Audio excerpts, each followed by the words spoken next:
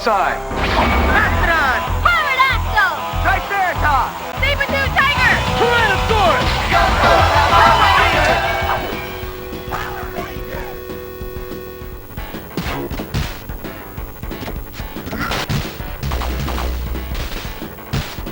Power Rangers is basically a fighting game with a story and battle mode, or versus if you will. Story mode follows the format of the show well. Your ranger of choice confronts one of Fenster's oddball creations on Angel Grove's Golden Gate equivalent, which is the only backdrop available for life-size matches. I don't get it. Was Angel Grove Park under refurbishment? What about the dock? They fought there all the time, you know? Never mind. Win the match and the creature grows larger. Hey, now you're in the city. Yeah, there's plenty of variety available to Zords and such, like a waterfall and Rita's Palace on the moon. How about that? I guess they forgot to pay the same respect to the Rangers. If you play story mode, the only playable characters are the first 5 Rangers. You can switch Rangers between matches, which I like. It's a great way to enjoy them all in one sitting. Wait, what about the Green Ranger? Don't worry, he's readily available in Versus, and you can choose him once beaten in story mode. However, his finishing taunt is more than a tad suggestive. I'm sorry, but that tickles me. I do like the graphics, reasonably smooth animation, and the developers did an admirable job capturing the look and feel of the series. The music was definitely meant for a Genesis sound chip. It never ever ceases to delight me whenever I hear... Tell me it doesn't get you pumped. Like so many fighting games, if you should dial down the AI to pre-K, it's over and done with as quickly as, well, VR Troopers. Even if you kick it up a notch or 6, it's still a far cry from a suitable challenge. Controls mimic Street Fighter to a certain extent, though they're not all that precise. Performing a Hadoken isn't as hard as licking your elbow, but it can be a struggle. What really puzzles me is that Power Rangers only uses 2 buttons. They could have used a block button or something. Versus mode is serviceable at best. It's fun, though not enough to make a serious fight fan choose Power Rangers over Virtua Fighter, say. In closing, Power Rangers on Genesis is meh. If it weren't for the license, I doubt anyone would care. As for the Sega CD version, it's just a quick-time event game set to some of the best action sequences of the show, including the awesome Green with Evil story arc. The FMV is better than average. The picture actually consumes a lot of real estate, which is both uncommon and welcome. Sound is good, but there's a weird hiss that makes the audio sound as if it's running off a cassette tape. Way to flex those CD quality muscles, guys.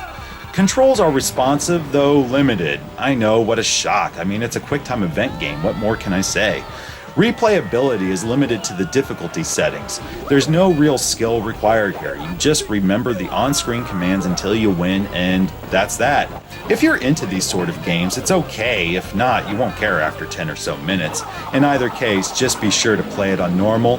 Yeah, if you play it on the easiest setting, the game will cut out after the Green with Evil segment. I hate that! Now, let's talk about Mighty Morphin Power Rangers, the movie. Okay, now it's Morphin time. Of all the Sega titles, this is easily my favorite. It's a side-scrolling beat-em-up in the vein of Streets of Rage. In fact, it reminds me a lot of Streets of Rage 2, what with double tapping forward and hitting attack to perform a semi-special move, even though you have a dedicated special attack button that drains almost a fifth of your life. Why is that even necessary? Like the original Genesis game, you're able to switch Rangers out as you march through 6 stages of nostalgia. You get to control all the Rangers as well as the Ninja Zords and Falcon Zord. Let's talk about the story for a moment. It's kind of strange because for whatever reason, rather than taking the action to Phaedos like the movie, Rocky, Adam, and Aisha think back to when they first joined the team. Because of this, you can actually control Jason, Trini, and Zach for 3 of the 6 stages. Not that it matters all that much, since you never take control of the teens, they're always morphed. On the plus side, you get to control the Thunder Zords and White Tiger Zord in battle mode. Even better, you fight Z-Putties and Lord Zed himself. That brings me to the visuals. It looks fantastic. Some of the backdrops can look a little bland, but they are pretty loyal to the series, so I can't complain.